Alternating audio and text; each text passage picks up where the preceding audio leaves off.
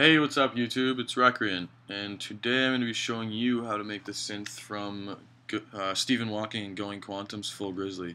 It's an older track, but it's still one of my favorite uses of a Formant synth since it's actually come out. Here's the track now.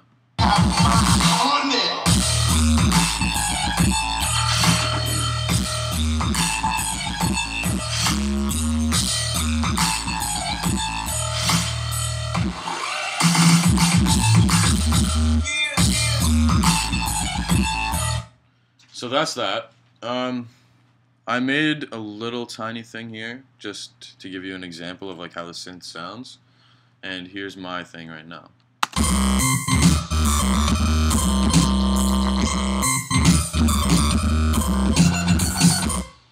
So I know it doesn't sound exactly in key, but really I'm just trying to give you a general idea of how the synth sounds.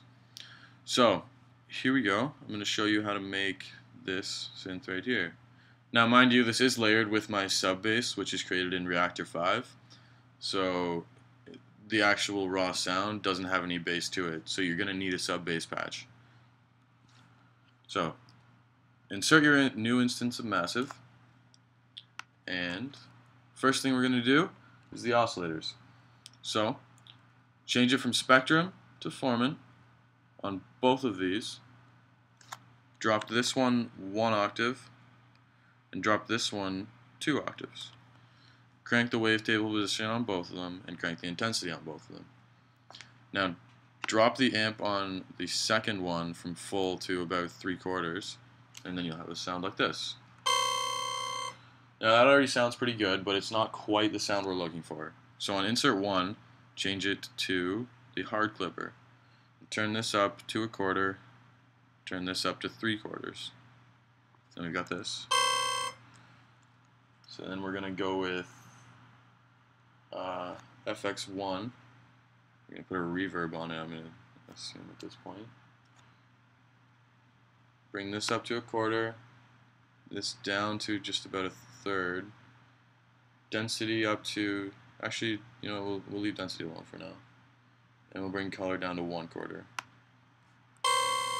So now it's got a little bit of release on it, but not enough to actually be irritable. So go to 4, the 4th envelope, and crank the level on the decay all the way up so you don't lose any sound.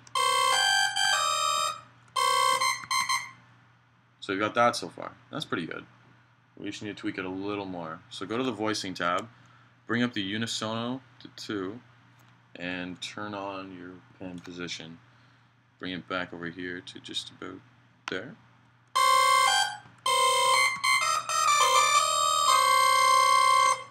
So I think that sounds pretty good. We're just going to look for a little bit more depth in the sound. So we're going to pull up this dimension expander here, bring the size down to just about 1/4 and the dry wet up to 1/4. Go to your EQ and just bring the high shelf up just a little so it gets a little more highs. That sounds pretty good, but we're maxing out a little, so we're just going to bring the master down just a bit. Still just a tad, so bring it down a little. And I think that's good. So that's the main synth there. You can turn third oscillator off because you're not going to need it. That's the actual synth. But if you wanted to use this sub, it's actually probably the easiest sub bass you can make. All you have to do is turn everything off except for your safe bass, and then turn the bass level up and the slope to just about 1/4. And you've got this.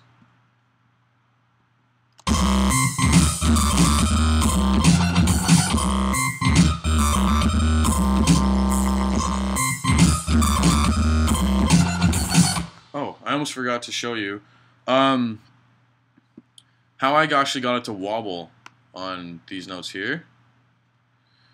I attached the 5th LFO to the intensity knob on both of the oscillators and turned it all the way up, and I made it a triangle waveform. Put it on 1/12, and I attached this the macro knob here. I attached it to the amp control. So if I'm playing a note, I'll bring this up. if I turn this up, the wobble's actually going to have amp to it. But if it's all the way down here,